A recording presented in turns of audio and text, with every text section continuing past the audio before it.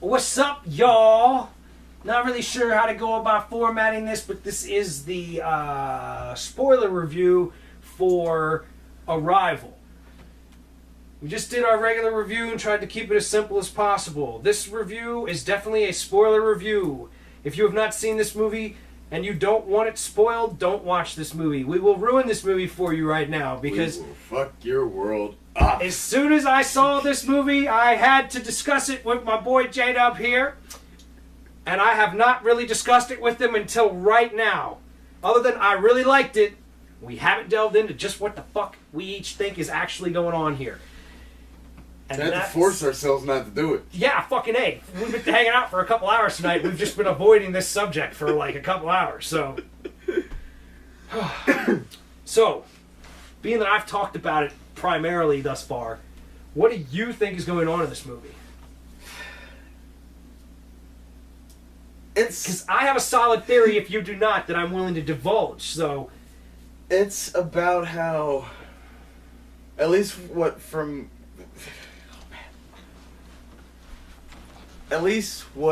I was getting from it is that love and language and the language of love, along with time, all non-linear. Because love transcends all time. After seeing this, I saw shades of Interstellar. I really liked Interstellar. Yeah. There's definitely that non-linear time stuff that's been getting introduced to sci-fi stuff lately. Really, really well explained too. Mm-hmm. From what I saw, the language of love stuff I didn't really think about per se, but that does make a lot of sense. Definitely the non-linear or the linear, whatever kind of view it is of time, where you can see time, your entire lifetime as a whole, from start to finish, and you just know it. And what's going on in this movie is that you see the movie from Amy Adams' perspective. And when the movie starts, you think that Amy Adams is remembering something really bad that happened in her life, when in reality it hasn't happened yet. And it's being told from a perspective post what the story is. So the narrative of the film is like aware of itself further along than you are. And the narrative of the film, now to say that, is almost aware of itself before it knows what the hell is going on. Right, and that's the thing. When you watch this movie,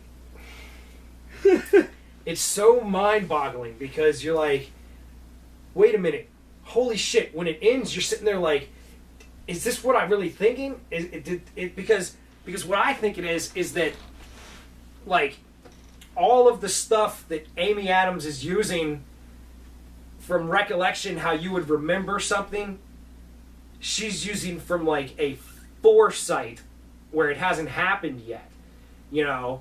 And that's why this is such a spoiler review, because, like, if, like, you don't know that she's gonna be with this Jeremy Renner until maybe midway or towards the end. Like, I'm not sure when anybody else sort of picked up on it, but the daughter is talking about, has drawn a picture of the mother and the father and the canary. Fucking canary. And that's mommy and daddy talking to animals.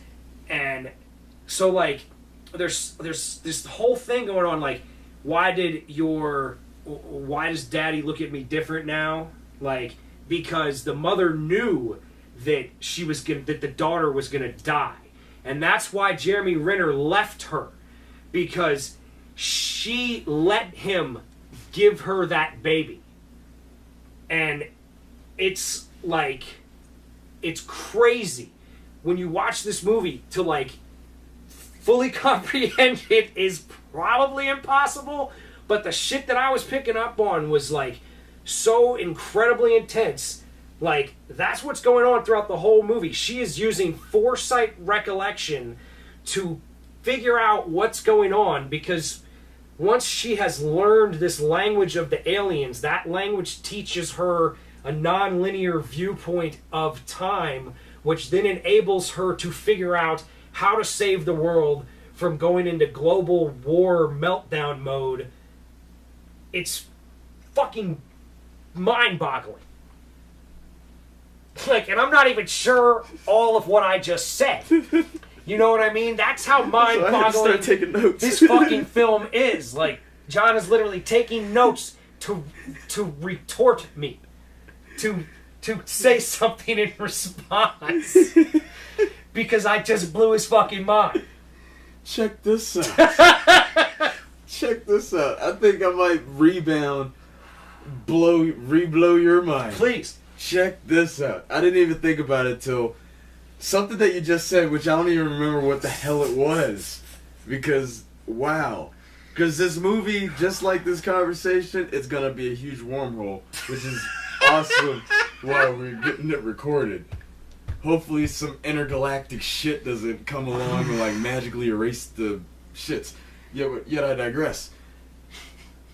Language, I didn't think about it, but the language, what if time is its own language as well?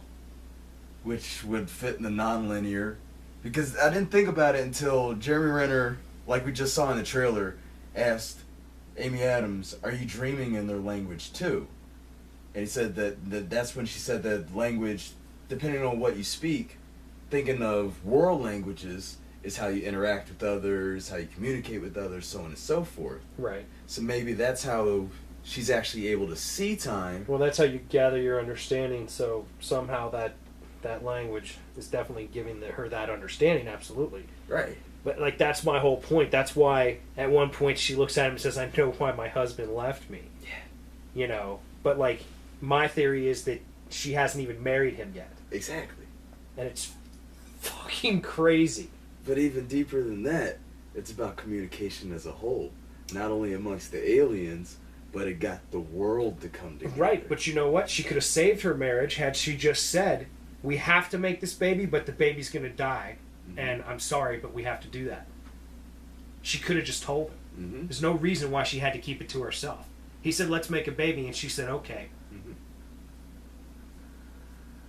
It's like, the movie's all about communication, but in the end, what failed her relationship was her lack of communication with the only person that she actually loved. So the same result is going to happen, like the exact same result is going to happen anyway. But at one point, she did say she just that she got a lot of joy from all the happy moments and such. So even though knowing the outcome... Yeah, but if she's looking at time as a whole, does she believe her time can't be changed?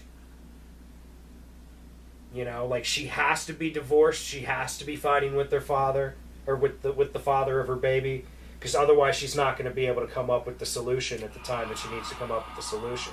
It's kind of like that Bill and Ted shit. You got to go back in time and actually put the keys in the cell so you can get out of the cell. Right. And if you forget, you're fucked. That's a whole nother dimension right there. See, this is some deep shit. You want to see this movie? I hope you've seen this movie by this point. I hope if you're watching this by this point...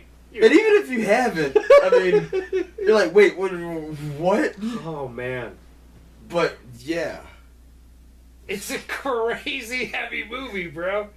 Like, it's insane. That just went on like 18 different tangents. But yeah, exactly. That's why we couldn't do this as a non-spoiler review. We couldn't do this with any other way.